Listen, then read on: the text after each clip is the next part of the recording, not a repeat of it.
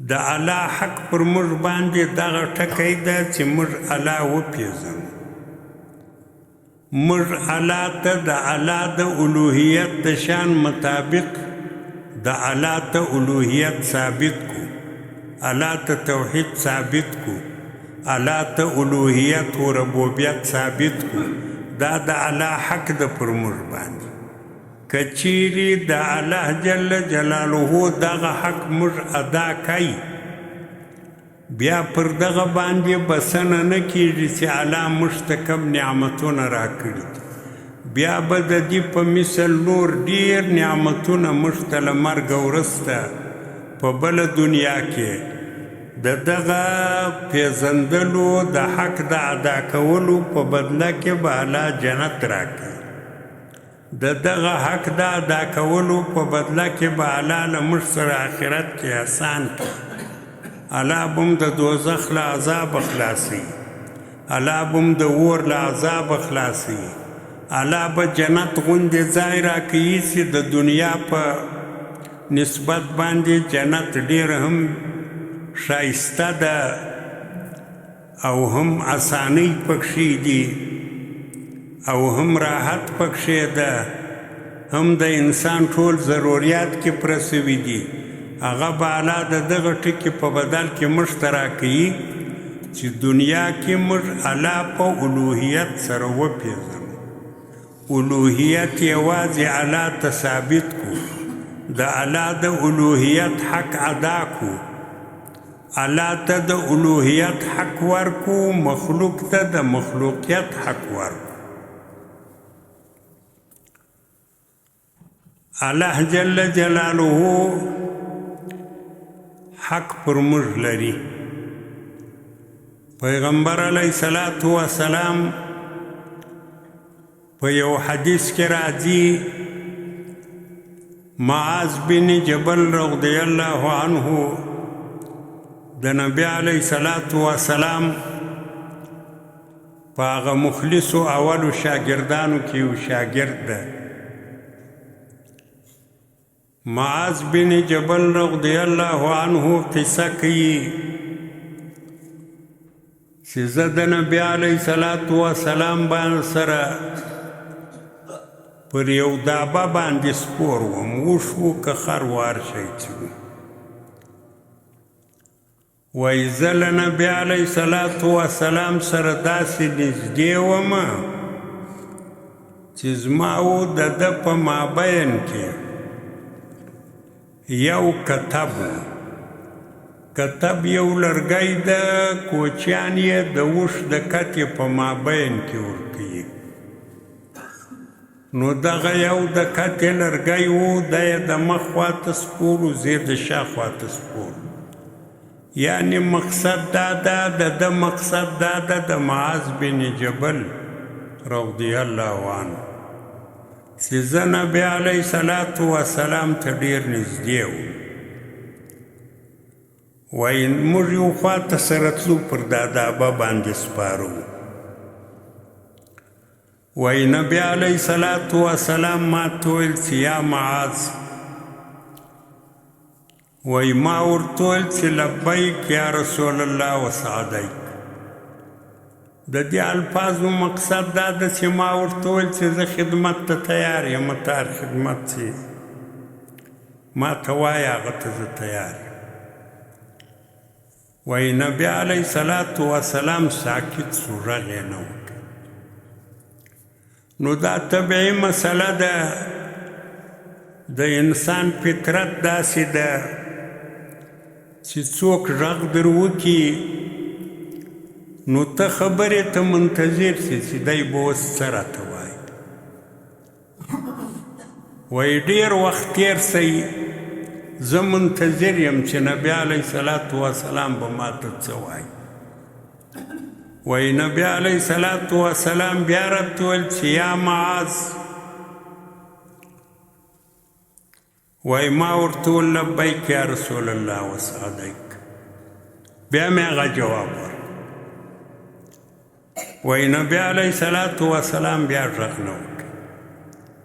و د نبی علیه الصلاة والسلام مقصد دا ده چې ما ښه منتظر کی خبرې ته چې زه بیا خبره په غور وارم. وایي درېیم وارې بیا راته وویل چې یا معاذ، وایي ما وویل لبیک یا رسول الله وسعدیک. وایي په دا درېیم وار کې وویل چې ما حق الله علی العباد، د الله حق پر بندگانو څه شی دی؟ الله خو حق پر بندگانو لري، خو ته دا ووایه چې د الله حق څه شی ده، ته یې پېژنې که نه پېژنې؟ وایي ما ورته وویل چې الله او د الله رسول به عالمان وي چې د الله حق پر بندگانو څه شی. وایي نبی علیه الصلاة والسلام راته وویل حق الله علی العباد ان یعبدوه ولا یشرکوا به شیئا. وایي د الله حق پر بندگانو دا ده چې الله یو وبولي او هیڅ شی نه ورسره شریک کړي. دا حق ده د الله. ما حق الله علی العباد، پوښتنه یې وکړه چې د الله حق پر بندگانو څه شی دی؟ الله پر بندگانو حق لري، ځکه الله احسانات کړي دي. احسانات خو ته وینې، ستا په بدن کې د الله احسانات وینې، ستا په شاوخوا کې احسانات وینې. نو څوک چې احسان کوي هغه خو حق لري. نبی علیه الصلاة والسلام وویل ما حق الله علی العباد. وایي ده وویل چې د الله حق پر بندگانو څه شی دی؟ ما چې جواب ورکړی چې الله او رسول به عالمان وي.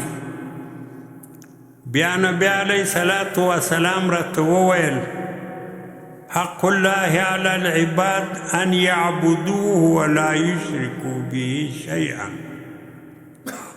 د الله حق پر بندگانو دا ده چې یو یې وبولي، توحید ورته ثابت کی، د توحید عقیده ورته جوړه کی، الله ته د الوهیت صفات ثابت کی، الله د مخلوق له صفاتو وساتي،